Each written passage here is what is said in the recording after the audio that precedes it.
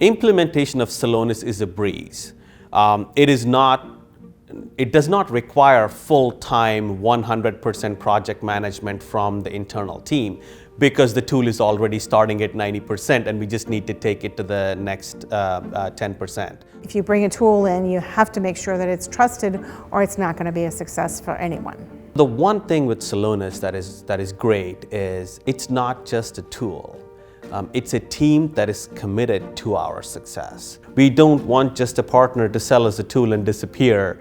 We were seeing some indications of issues by payment term, but we didn't have really smooth process to get that using our standard reports. I gave a whole list of all kinds of different things, and the team was able to come back out with the tool. The one thing that drives adoption is results.